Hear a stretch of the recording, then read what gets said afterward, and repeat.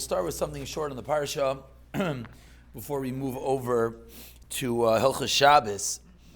First of all, it didn't work. It didn't work. I'll share it afterwards. First of all, just to share, I'll probably share it again after Mincha, that Roshon Ber Sorotzkin was here this morning. He stopped by. He's a tremendous Rosh Yeshiva in Eretz Yisrael.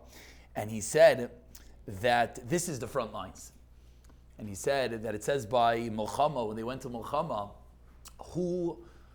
he says that you should learn Torah b'shas Milchama. And he says, what does it mean? He says it means that mamish on the battlefield, they would make sure to learn Torah, and that was the schus that they would win the war. So he said, what greater schus is there that in the battlefield, in the office, you bring the Torah into the office? I think the next level of that is to take off time from learning, take off time from working to actually sit and learn and be machazik ourselves is, there's no greater schus, both in schus and milchama and schus in our own personal lives. So let's just learn a little bit from the parsha. So a beautiful idea from the Ish Kodesh, which I think is a common misconception. And his raya is so beautiful. When one is going through something difficult, whatever it may be, it could be health, it could be parnasa, it could be personal, it could be marital, it could be children, whatever it is. Often, what bothers a good God-fearing Jew is that he can't accept it easily. It's not easy. Why am I sitting here in the hospital with my son, and why am I having problems that I'm not making ends meet? And it bothers us that we're bothered. And it bothers us that we're not able to be like, okay, God gave me this, and I'm gonna move on with it. And I've heard so many speeches how I'm just supposed to accept it, and it bothers us that we're not able to just take it in stride. And why is it hurting me? And why am I in pain? And shouldn't I be able just to accept it? So the Ish Kodesh, this is in 1939, the first year in the ghetto. And it's always important to remind ourselves that the Ish Kodesh is talking in the Warsaw ghetto, talking to his Hasidim, talking to his Talmidim. And you could just imagine, we can't imagine, but we could try to imagine what's going on. You're sitting in a ghetto, you're sitting in the worst conditions in the world. And obviously what was bothering them was, aside for the incredible pain they were going through, and aside for the horrible situation they were going through, is that it's hurting. And I'm not able to just take a deep breath and say, okay, Hashem gave this to me and I can handle it. And the pain itself is bothering that I'm in pain. Does everyone understand where we're going? Says the Ish Kodesh, I'll bring you a raya from Sarah Imenu, that you're allowed to be in pain. Sarah Imenu hears about the Akedah. She's nifteres from the pain. How is she in pain? Is she not a maimin? Does she not have emunah that everything Hashem does is for the best? How could she be in pain? Why didn't she just hear the news, take a deep breath, take a sigh, shed a tear, and move on in life? Sometimes the picturesque stories that we hear of incredible gedalim, and we're not belittling them, that they're sitting and learning one sefer, and they're told that Rahman al-Islan, the son was nifter, and they close one sefer, and they take out the sefer on Vayikain, and they open it up, and they learn Hilchos Avelos because they're an avel. What happened? How could Sari Menu, she's dying from the pain? The answer is yes. The answer is she thought her son was killed. Sari Menu, the greatest, the imahois, was in physical, real pain to the point it actually caused her death.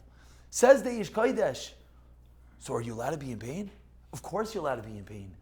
Now the avodah, what we're supposed to now try to do is, then we work on it in working through it and being able to accept it and being able to go on with it. Obviously, we don't ever question the imahis. And obviously in Sari Menu's world, what this meant was, it was just a shock.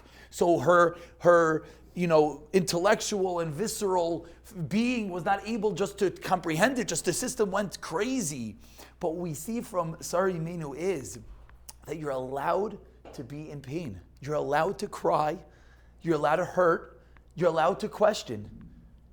But then comes the avodah of emunah and bitachon, in trying to work on ourselves and being machazik ourselves and deal with our pain and deal with our issues. And I thought it was a beautiful line. Don't be in denial. Realize, yes, it causes pain, absorb it, and then we could work on it, and then we can move on. An incredible lesson from the Ish Kodesh, a lesson from Sarei Menu. I'm going to share one more just because, it's not a morbid note, but it's a little bit of a sad note. So just to end on a little bit of a happier note,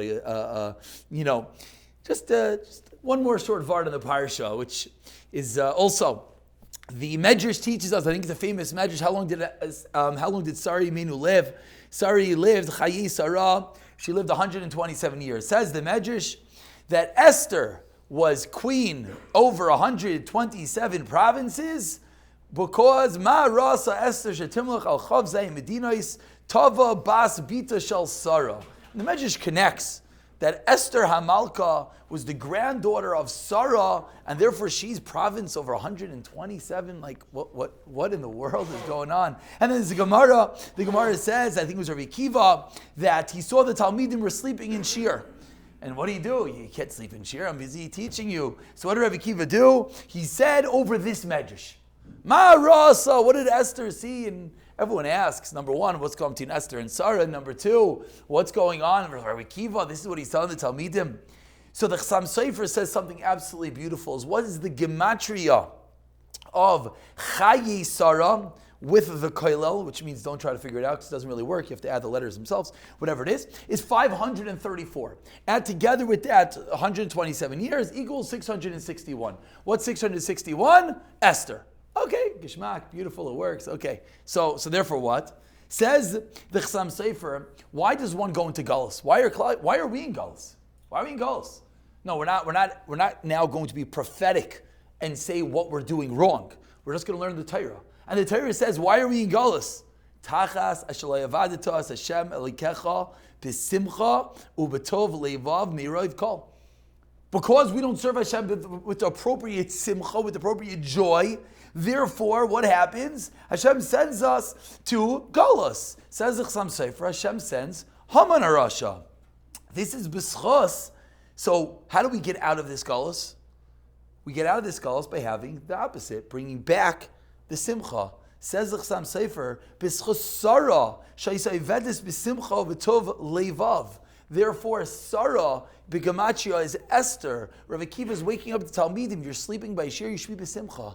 You have the whole attitude wrong. You can imagine Rav Akiva's Talmidim, what exactly that means. But they're sitting at Shir, and they obviously weren't into it, and they weren't alive, and they weren't b'simcha. Says Rav Akiva, you want Haman? You want Esther? No, you want Sarah. What do you got to do? You got to flip it around. You got to take it. You got to inject the simcha, inject the life. And therefore, that will bring an end to the Galus. Gishmak Pshat of the Chassam Sofer. So number one, yes, one could be in pain. Yes, one can deal with their pain. Yes, one can learn from their pain.